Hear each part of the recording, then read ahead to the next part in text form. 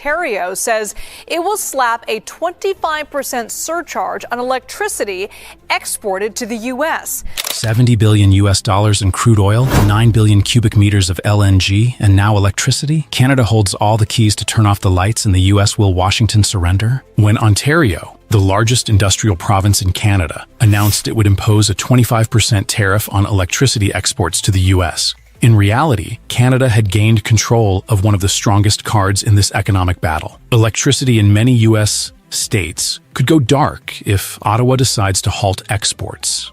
Not just electricity. Canada also supplies nearly 1/5 of the crude oil imported by the U.S., worth over $70 billion each year. In fact, 9 billion cubic meters of LNG from Canada are the lifeblood for many U.S. states during the winter. Ottawa's message is clear.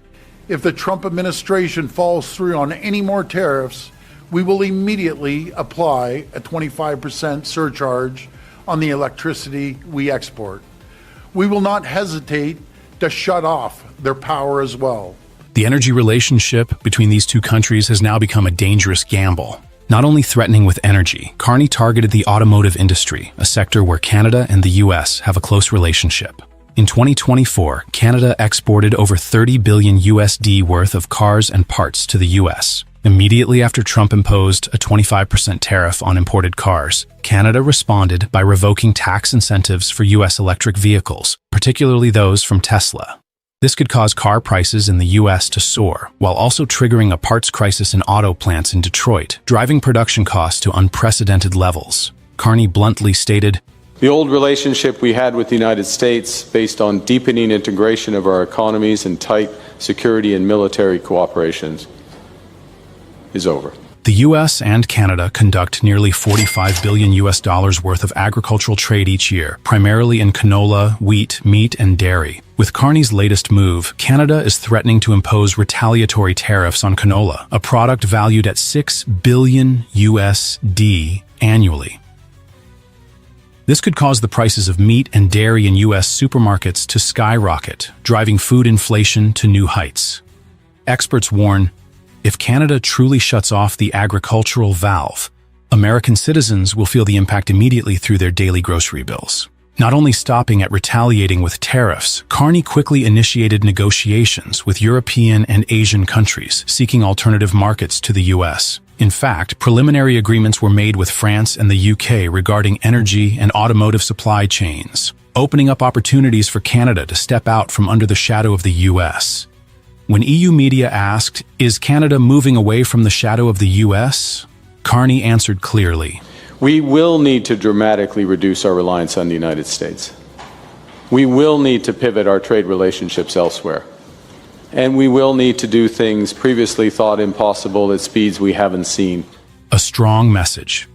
Canada is not just striking back, but is restructuring its economic strategy. From energy, automobiles, to agriculture, Canada is using powerful economic strikes to break down Trump's tariff war. Prime Minister Carney and the Canadian government have shown no hesitation in implementing retaliatory measures and are building an independent strategy to no longer rely on the U.S.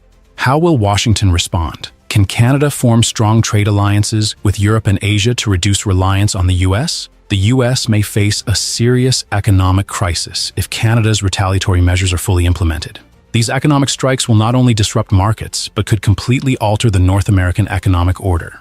This is a major turning point, a trade war that could change the economic future of both nations. Trump is a weak man pretending to be strong. Donald Trump, a coward weaker than gummy bears in a microwave, a coward playing the hero? Former Congressman Adam Kinzinger just exposed his true face, and you won't believe what he said. So, why did Kinzinger call Trump a coward playing the hero? To answer that question, we need to look at recent significant events, especially January 6th, the day Trump was nowhere to be found during the attack on the Capitol. Testimony and evidence is as sobering as it is straightforward. Within minutes of stepping off the ellipse stage, Donald Trump knew about the violent attack on the Capitol. From the comfort of his dining room, he watched on TV as the attack escalated.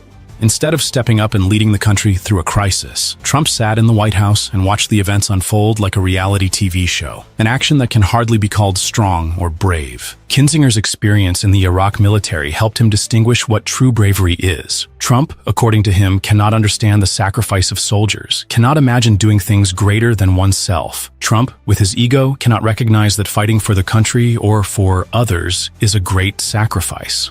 Yet he, a man who dodged military service and spoke ill of veterans like John McCain, always self-proclaims himself as a patriot. To really not have to go through, this was during the Vietnam period, and we were in a very, very highly contested and unpopular war. College, like a lot of people did, numerous deferments because of college, and I had a foot thing, and I had deferment for that. And when talking about Trump's hypocrisy, Kinzinger didn't hesitate to compare him to a WWE wrestler. What Trump shows off is merely a facade, a thin outer layer. In reality, Trump is just a fragile, vulnerable man, always needing others to affirm that he is very special. This not only makes one question Trump's leadership abilities, but also his mental strength. Is it enough to face real challenges? There's another interesting detail Kinzinger revealed about Trump, his body odor. Yes. Armpits, ketchup, makeup, and a little butt. It's probably like that, all mixed up. And that's the Trump formula? A little bit of a pungent odor, I would say, yeah. You definitely wouldn't want to bottle it up and wear Trump cologne. Trump not only can't handle criticism, but he also reacts in an extremely weak manner whenever he's attacked. Kinzinger pointed out that Trump often needs someone to coddle him and affirm, "You're very special." Whenever faced with difficulty, he plays the victim, never facing the truth. This is a clear demonstration of his true weakness, a fake hero who can't withstand the pressure of reality. Kinzinger asserts that a brave person is not the one who shouts the loudest, but the one who can face the truth and acknowledge their mistakes. If I'm sitting down and that boat's going down and I'm on top of a battery, and the water starts flooding in, I'm getting concerned. But then I look 10 yards to my left and there's a shark over there. So I have a choice of electrocution or shark. You know what I'm going to take? Electrocution. I will take electrocution every single time. Do we agree? Trump, instead, always creates a fake shell to hide the fear and insecurity within. And this is what makes him an unreliable leader. So, what impact do Kinzinger's criticisms of Trump have on American politics? Clearly, the division within the Republican Party has become deeper than ever. The existence of a powerful Trump in the Republican Party is now not just about power, but about the values and character of a leader. The critiques from a veteran, someone who has stood in harm's way and faced reality, make us reflect. Is Trump strong enough to lead the country through tough times, or is he just a shadow of empty promises? And it's Trump's instability, from irrational attacks to self-glorification, that makes us question his real ability to lead the nation. So, will Trump continue to control the Republican Party and America? Or will we witness the collapse of the facade he has built? Stay tuned, and remember, it's the truth that will ultimately be the deciding factor. The U.S. economy is facing a massive tariff storm worth $60 billion from major countries. Canada and the EU have retaliated, increasing the pressure on the U.S. economy. Since Trump decided to impose a 25% tariff on aluminum and steel, both Canada and the EU have not hesitated to implement retaliatory measures. Canada, a country with deep trade ties to the U.S., has imposed retaliatory tariffs on goods worth up to $16.6 billion, including products from steel, aluminum, and various consumer goods. Particularly, the tariffs on imported aluminum and steel from the U.S. will have a significant impact on key U.S. industries such as automotive and construction. Recent data from the World Trade Organization, WTO, shows that Trump's tariff policies have started to visibly harm U.S. industries. For instance, just 1 month after the tariffs were imposed, U.S. exports to major partners like the EU and Canada dropped significantly. Steel production in the U.S. also recorded an 8% decrease in the first quarter of 2025, one of the sharpest declines in the past 5 years. U.S. businesses, particularly those in steel and aluminum manufacturing, are facing skyrocketing material costs and fierce competition from other countries. The European Union is also taking action. The EU has imposed retaliatory tariffs worth $28 billion on U.S. products, including items like cars, wine, and agricultural products. What's noteworthy is that in addition to tariffs, the EU has implemented a long-term strategy to protect its own industries and reduce dependence on the U.S. market. This action from the EU signals that they are seeking a more independent path, which could have far-reaching effects on future trade relations between the US and European countries. These moves by Canada and the EU are not only disrupting U.S. industries, but are also causing a loss of confidence among investors in the U.S. government's economic policies. According to reports from J.P. Morgan and Goldman Sachs, the U.S. stock market has seen its largest drop in 6 months since the 2008 financial crisis. The S&P 500 index has decreased by 12%, while the Dow Jones has fallen by 10%, reflecting instability in the U.S. economy. The effects are not limited to large corporations, but have spread to U.S. consumers as well. Prices for consumer products, from cars to electronics, have increased by 5% to 15% due to these tariffs. This adds more pressure on consumers, especially middle-income family. Economists predict that if this situation continues, the U.S. economy may fall into a recession in the last quarter of 2025. Furthermore, the rising cost of living could reduce purchasing power, leading to a drop in consumer demand and impacting economic recovery.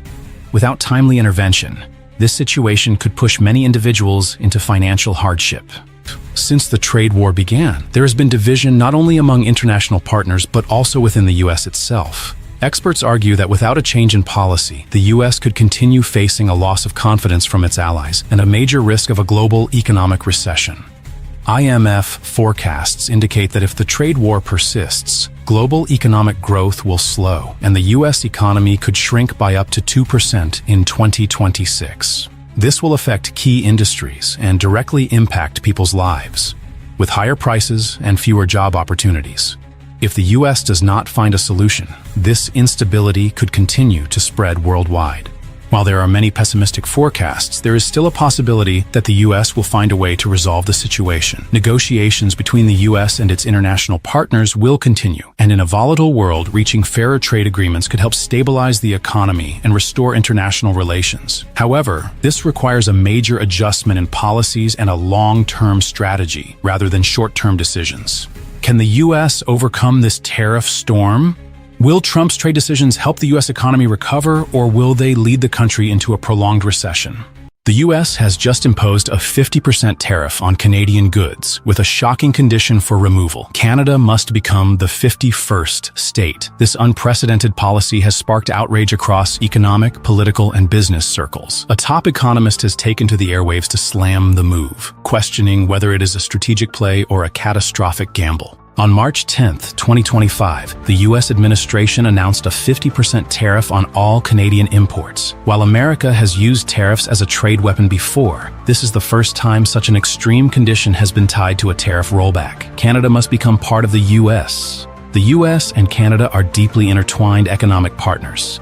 Total trade between the two nations hit $793 billion in 2023. Canada is America's top trade partner, making up 14% of U.S. global trade. 75% of Canada's exports flow directly to the U.S., making it highly dependent on American markets. If the 50% tariff holds, both economies will face serious damage. Oil and gas industry. Canada provides 50% of U.S. crude oil imports. A tariff hike could skyrocket oil prices, raising manufacturing and transportation costs. Aluminum and lumber. Canada supplies 59% of U.S. aluminum and 26% of construction lumber. Expect higher costs for cars, homes, and consumer goods. Inflation. Experts predict this policy could drive U.S. inflation up 1.8% within 6 months, worsening America's ongoing economic struggles. Stay tuned. Expert reactions and business fallout are just beginning to unfold. Immediately after the announcement, CNBC's chief economist, Steve Leisman, blasted the policy on live TV. He called it insanity, arguing that the U.S. lacks a clear strategy and is instead destroying market confidence while harming its own economy. The financial markets plunged in response. S&P 500 fell 2.1% in just 24 hours. the Canadian dollar lost 4.3% of its value, increasing import costs for Canadians. Stocks of FedEx, General Motors, and Boeing dropped between 3 to 5%, signaling concerns in supply chains and global commerce. Major corporations are sounding the alarm. Apple and Tesla warned that tariffs on Canadian components would disrupt supply chains, slowing production, and raising consumer prices. Ford and General Motors rely heavily on Canadian auto parts. If tariffs persist, new car prices could jump by $2,500 to $4,000. Did the US government really think this through? Keep watching. Things are about to get even more explosive. Canada didn't hold back. Prime Minister Justin Trudeau immediately rejected the US demand, stating, "Canada is not for sale. Our sovereignty is non-negotiable." Ontario Premier Doug Ford added, "American businesses fear this policy, but they're too scared to speak out. Canada is ready to strike back." Canada is preparing retaliatory tariffs against US agriculture, steel, and tech products. This could send food prices in the US soaring by 8 to 12%, directly impacting millions of American families. Is this a win for America? Or a massive economic self-inflicted wound? Even within America, backlash is erupting. Republican leaders are deeply concerned, warning that damaging ties with Canada could destabilize key U.S. industries and weaken international alliances. Corporate America is also pushing back. Amazon, Walmart, and Tesla argue that tariffs will increase costs for U.S. consumers and hurt spending power. Financial analyst Jim Cramer warned, a trade war with Canada could trigger a recession in the U.S. Manufacturers are considering moving production out of the U.S., leading to massive job losses. So is the US truly gaining from this, or is this the start of an economic disaster? This radical trade policy has already shaken markets, alarmed businesses, and outraged America's closest ally. The economic consequences could be devastating for both nations. The big question remains, will the US back down, or is this just the beginning of a new economic war? Stay tuned. This story is far from over. For decades, Canada has sent over 98% of its oil exports to the United States. But that dependence is changing. With U.S. trade barriers rising and Asia's energy demand projected to grow 35% by 2040, Canada is looking for new buyers. Pipelines are expanding, LNG facilities are being built, and multi-billion-dollar trade deals with Asian countries are taking shape. So what happens if Canada reduces its reliance on the U.S.? For years, the U.S. was Canada's best energy customer. Pipelines, geography, and strong trade ties made the partnership simple. But today, three major factors are pushing Canada toward Asia. U.S. trade policies are becoming unpredictable.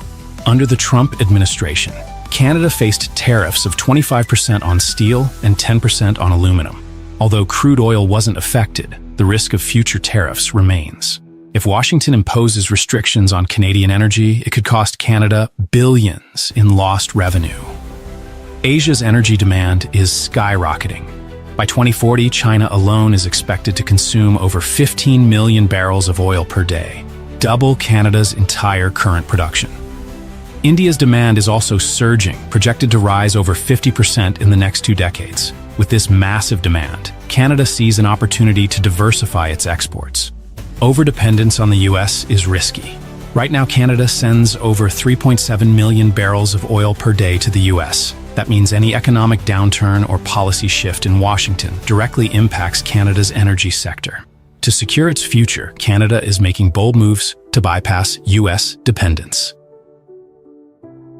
Shifting energy exports to Asia requires massive infrastructure projects and long-term trade agreements. Here's how Canada is making it happen. Expanding the Trans Mountain Pipeline. This expansion will triple the pipeline's capacity to 890,000 barrels per day, transporting oil from Alberta to the Pacific coast. Once complete, it will enable direct exports to Asian markets and reduce reliance on U.S. pipelines. The project, however, has faced significant challenges, with costs soaring from $5 billion to over $21 billion. Investing in LNG, liquefied natural gas, facilities.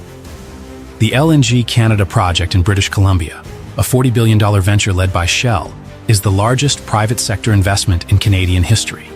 Once operational, it will export 14 million tons of LNG per year to buyers in Japan, South Korea, and China.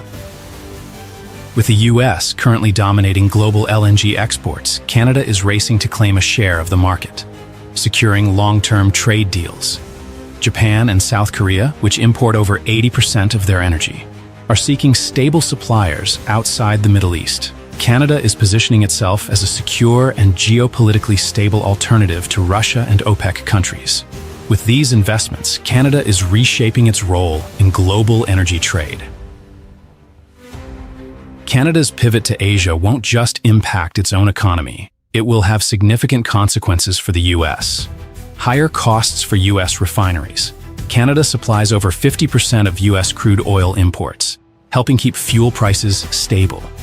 If more of that oil goes to Asia, U.S. refiners may have to pay up to $10 more per barrel for alternative sources, leading to higher prices at the pump. Less U.S. control over Canadian energy. For decades, the U.S. had strong leverage over Canada's oil exports. But if Canada locks in multi-decade contracts with Asian buyers, Washington's influence will decline.